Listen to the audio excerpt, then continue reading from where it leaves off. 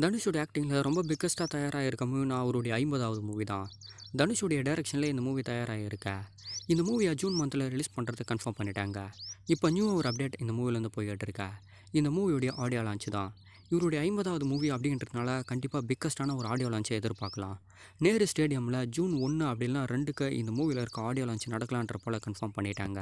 AR ரஹ்மானுடைய live ப்ரோக்ராமாக plan போட்டு வச்சுருக்காங்களே அப்படின்னு பார்க்கும்போது இந்த மூவியோடைய ஆடியோ லான்ச்சு லைவாக தான் வரப்போகுதுன்னு நினைக்கிறேன்.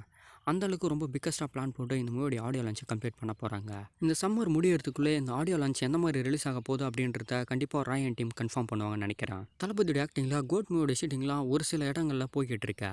அதுலேயும் யூஎஸில் ஒரு முக்கியமான ஷூட்ஸ் எல்லாமே கம்ப்ளீட் பண்ணிக்கிட்டு இருக்காங்க.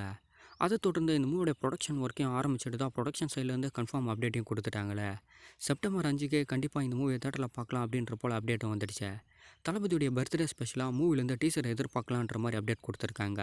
கண்டிப்பாக ரொம்ப பிக்கஸ்ட்டாக தயாராகிருக்கா இந்த கோட் மூவிலேருந்து ஒரு மிகப்பெரிய அப்டேட்டுக்கு வெயிட் பண்ணிக்கிட்டு இருக்கோம்.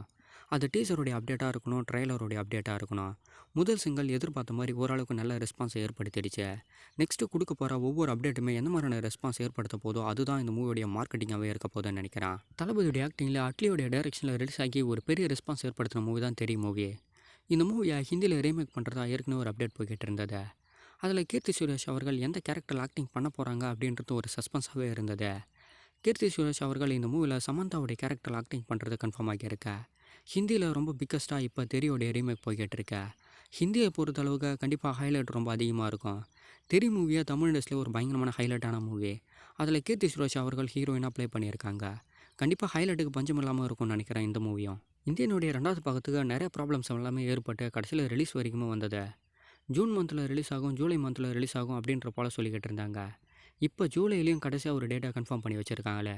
ஜூலை 12க்கு இந்த மூவி தேட்டருக்கு வரும்ன்ற போல் சொல்லியிருக்காங்க. இந்தியனுடைய 2வது பாகம் மட்டும் இல்லாமல் 3வது பாகமும் ரிலீஸ் ஆகுன்றதையும் கன்ஃபார்ம் பண்ணியிருக்காங்களே. இந்தியனுடைய 3வது பாகம் 2025 ஃபர்ஸ்ட் ஹாஃபில் தான் ரிலீஸ் ஆகும். இப்போ இதனுடைய 2வது பாகம் எந்த மாதிரியான ரெஸ்பான்ஸ் ஏற்படுதோ அதுக்கேற்ற மாதிரி ஒரு சில பிளான்லாம் போட்டு தான் 3வது பாகத்தை ரிலீஸ் பண்ணுவாங்கன்னு நினைக்கிறேன். ஃபைனலாக இப்போ ஜூலையோடைய 12க்கு வந்திருக்காங்க ரிலீஸ் டேட். இதுவும் கன்ஃபார்ம் ஆகி ரிலீஸ் ஆகுமா அப்படின்றத இவங்க நெக்ஸ்ட்டு கொடுக்க போகிற அப்டேட்டில் தான் தெரிய போகுது. கௌதம் மேனனுடைய டைரக்ஷனில் நெக்ஸ்ட் ஒரு மூவியை கன்ஃபார்ம் பண்ணியிருக்காங்களே. மம்முட்டியானும் நயன்தாராவும் ஆக்டிங் பண்ண போகிற ஒரு மூவி தான். தமிழ் தெலுங்குன்னு நேரடியாக 2 வருஷனில் தயாராக போகுது போல். மம்முட்டியானுடைய ப்ரொடக்ஷனில் தான் இந்த மூவி தயாராக போகுது. இந்த மூவியோடைய ஷூட்டிங் 2025 தான் ஸ்டார்ட் பண்ணுவாங்கன்னு நினைக்கிறேன். ஏன்னா மம்முட்டியானுக்கு கிட்டத்தட்ட ஒரு 2-3 மூவிஸ் வெயிட்டிங்கில் இருக்கா. அந்த மூவிஸ் எல்லாத்தையுமே முடிச்சதுக்கப்புறம் தான் ஜிவிஎம் கூட ஒரு மூவியை பண்ண போகிறாருன்னு நினைக்கிறேன். நயன்தாரா அவர்கள் ஹீரோயினாக ப்ளே பண்ணுறதும் இந்த மூவியில் கன்ஃபார்ம் ஆகியிருக்கு. யுவன் சங்கர் ராஜாவுடைய ப்ரொடக்ஷன்லேருந்து நெக்ஸ்ட் ஒரு மூவியை தயார் பண்ணுறதை கன்ஃபார்ம் பண்ணியிருந்தாங்களே. அந்த மூவியும் ஒரு டப்புடு மூவி மட்டும் இல்லாமல் ஒரு லவ் ஸ்டோரி என்டர்டைன்மெண்ட் மூவி தான். ஸ்வினித்தோடைய டைரக்ஷனில் மாளவிகா மனோஜும் பிரீத்தி ஹஸ்ரணி அவர்களும் தான் இந்த மூவியில் ஆக்டிங் பண்ணுறது கன்ஃபார்ம் ஆகியிருக்க. ஒரு லவ் ஸ்டோரி காமெடி என்டர்டைன்மெண்ட் மூவியாக தான் இந்த மூவி தயாராக போகுது.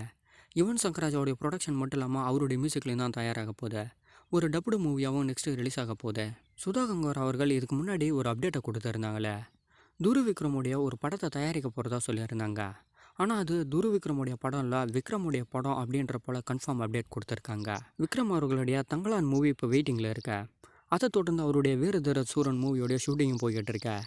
இந்த மூவியோட ஷூட்டிங் கம்ப்ளீட் ஆனதுக்கப்புறம் சுதா கங்கோருக்கு ஒரு மூவி வெயிட்டிங்கில் இருக்கா. அதுவும் சூர்யா கூட தான். அந்த மூவியும் கம்ப்ளீட் ஆனதுக்கப்புறம் விக்ரமுடைய மூவி ஸ்டார்ட் ஆக போகுதுன்னு நினைக்கிறேன். இது துரு விக்ரம் அப்படின்ற போல் ஒரு சில அப்டேட் எல்லாமே கசிஞ்சிக்கிட்டு இருக்கா. ஆனால் விக்ரமை வச்சு தான் நெக்ஸ்ட்டு சுதா கங்கர் அவர்கள் மூவியை மேக் பண்ண போகிறாங்களே. நானியோடைய ஆக்டிங்கில் நெக்ஸ்ட்டு தேட்டருக்கு வர போகிற மூவினா அது சனிபோத சனிவாரா மூவி தான். இந்த மூவியோடைய ஃபைனல் ஷூட்டுக்கிட்ட வந்துட்டு தான் அப்டேட்டை கொடுத்துட்டாங்களே. ஹைதராபாத்தில் ஒரு சில இடங்களில் இந்த மூவியோடைய ஃபைனல் ஷூட்டை இப்போ கம்ப்ளீட் பண்ணிக்கிட்டு இருக்கிறதா அப்டேட் போய்கிட்டு இருக்கா. நானியோடைய ஆக்டிங்கில் ரீசெண்டாக ரிலீஸ் ஆன மூவிஸ் எல்லாமே ஓரளவு நல்ல ரெஸ்பான்ஸை ஏற்படுத்திக்கிட்டு இருக்கா. இந்த சனிபோத சனிவாரா மூவி எந்த மாதிரியான ரெஸ்பான்ஸ் ஏற்படுத்த போகுதுன்னு தெரியல. ஃபைனல் ஷூட் எல்லாமே கம்ப்ளீட் ஆகி ஆகஸ்ட் மந்த்துக்கு மேலே தேட்டருக்கு வரதையும் க்ளூ பண்ணி வச்சுருக்காங்க. தேட்டருக்கு வந்தால் தான் தெரியும் இந்த மூவியும் எந்த மாதிரியான ரெஸ்பான்ஸை ஏற்படுத்த போகுதுன்னு. தேஜா சஜா அவர்கள் நெக்ஸ்ட்டு பூரி ஜெகநாதோடைய டைரக்ஷனில் தான் ஒரு மூவி ஆக்டிங் பண்ணுறது கன்ஃபார்ம் ஆகியிருக்க. கிட்டத்தட்ட இந்த மூவியோடைய ஸ்டோரி ஒரு 2-3 ஆக்டருக்கு போயிட்டு லாஸ்ட்டாக இப்போ தேஜா சஜா கிட்ட வந்திருக்க. இதுக்கு முன்னாடி மகேஷ் பாபு கிட்ட பூரி ஜெகநாத் அவர்கள் இந்த ஸ்டோரியை சொல்லியிருந்தார். அதுக்கப்புறம் விஜய் தேவரகொண்டான்கிட்டையும் சொல்லியிருந்தார். இப்போ ஃபைனலாக தேஜா சஜா கிட்ட இந்த ஸ்டோரி வந்திருக்க. இவங்க 2 பேருடைய காம்பினேஷனில் எந்த மாதிரி ஒர்க் அவுட் ஆக போகுதுன்னு தெரியல. கிட்டத்தட்ட 2 ஹீரோ தள்ளி வந்திருக்கிறதுனால எந்த மாதிரி இந்த மூவி அமைய போகுதுன்றதும் ஒரு மிகப்பெரிய வெயிட்டிங் தான்.